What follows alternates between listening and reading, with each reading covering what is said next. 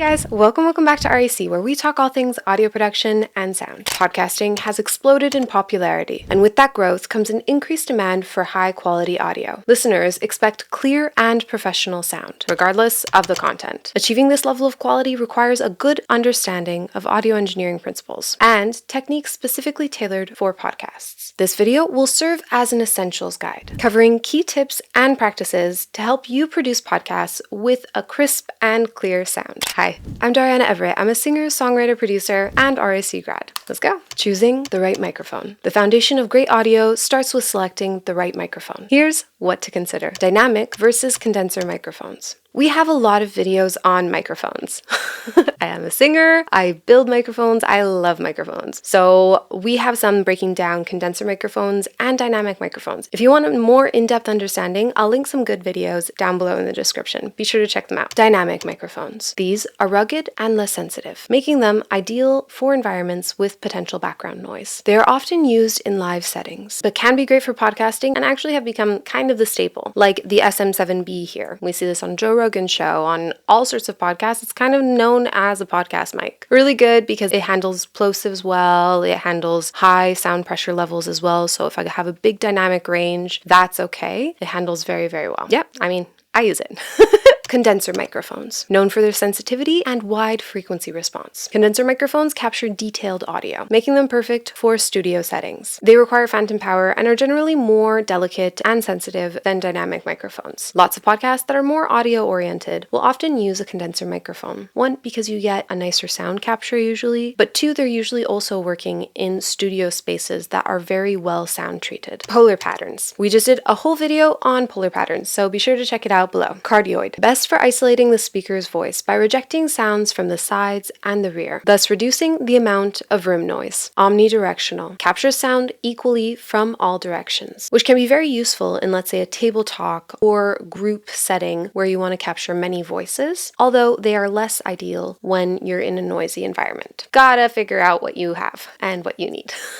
All right, talking about environments. Setting up your recording environment. Creating a suitable recording environment is crucial for minimizing unwanted noise. So let's look at acoustic treatment. Foam panels and bass traps. Use these to reduce echoes and reflections. Position them on walls and corners to prevent sound waves from bouncing around the whole room. Carpets and curtains. Soft furnishings can help absorb sound, making your recording space quieter. Room decor staging. You can put plants, bookshelves, wall hangings, and signs to act as diffusion panels. This works surprisingly well for high frequencies because they are very directional. Remember the cloud. One of the most overlooked areas in a recording setup is the ceiling. Clouds can make more impact to your sound than you realize. So remember the clouds. Okay, so I think after these next two demos, I want to do a series on acoustics. So understanding how we hear sound, how our ears capture sound, calculating room modes, looking at a studio, how to decouple floors, like all the basics that you'd need for setting up your own studio, making the calculations so you can have correct speaker placement, putting yourself in the listening triangle. All this stuff is kind of really important stuff that maybe would be beneficial to put into a series. So if you guys like that idea and you want more nerdy videos by me,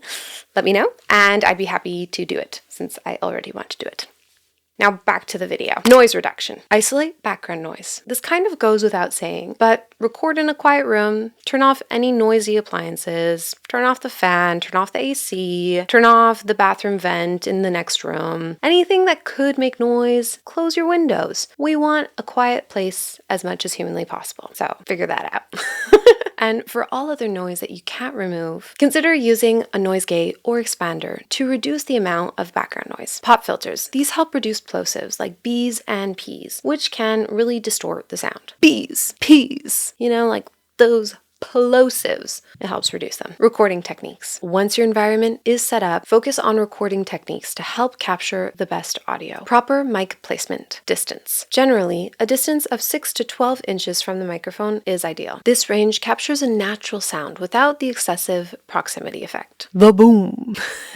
Angle. Position the microphone slightly off axis to reduce plosive impact and capture a more natural balanced sound. This is especially apparent when working with condensers. We just did a whole demo video on-axis versus off-axis mic placement. I'm really silly in it, but it is a great way to hear how just the axis of the microphone will change the tone pretty much entirely. So it is fun. I'll have it linked down below, so go check it out. Consistent levels. Gain staging. Proper gain staging ensures that your audio is strong without clipping. Adjust microphone input levels to maintain a clear signal to noise ratio. Monitor levels. Use headphones to monitor your recording. And adjust levels in real time to ensure consistent volume throughout. Editing and post-production. Post-production is where you refine your audio for crispness and clarity, noise reduction, and equalization. Use software tools like Isotope RX Spectral Denoise. This removes unwanted noise without affecting the quality of your voice. I'm sure there are other softwares that do this. However, I haven't touched anything else since I used it. I find that Isotope RX series is the holy grail of audio repair. Equalization. Apply EQ to enhance clarity and cut low-end rumble. Vocal intelligibility is between 4 kHz and 5 kHz, usually, depending on the voice. So maybe play with a little boost around there, just so we can help bring the voice forward and really get that articulation so we can understand what it is that you're saying.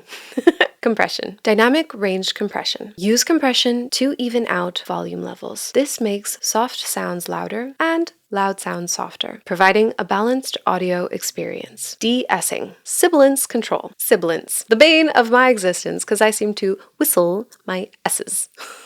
Apply a de-esser to reduce harsh S and sh sounds. These can be quite distracting to listeners. As I've mentioned in a few other videos, I'm not a huge fan of de-essers in general. I tried to do this manually as much as possible. However, podcasts are very, very long.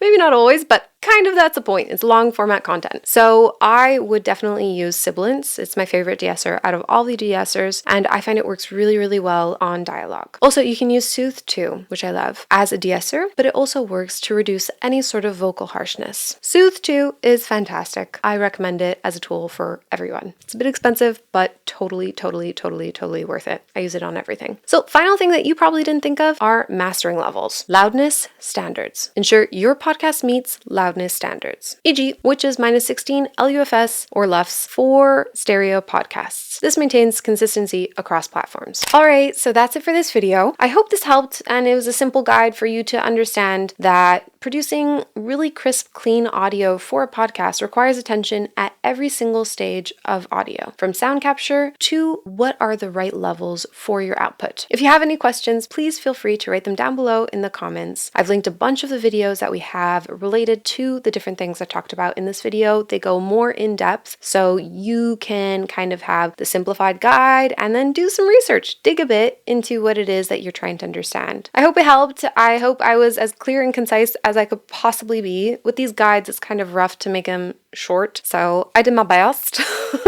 Next, I will be doing a demo where I take 3 different sound captures for the same video. So I'm basically going to say the same line, and I'm going to use the camera audio, a lapel mic, as well as my SM7B. And I will go through the process of how I would treat each of the sound to get the best quality audio I can from it. Spoiler, the camera audio is going to suck. But it's still helpful to learn how to treat different things and what you can get from that. Anyway, that's it. If you like this video, please feel free to like, share, and subscribe. We come out with new content every week. And if you have any questions or video requests, please write that down below in the comments, and I'll see you in the next one. Bye.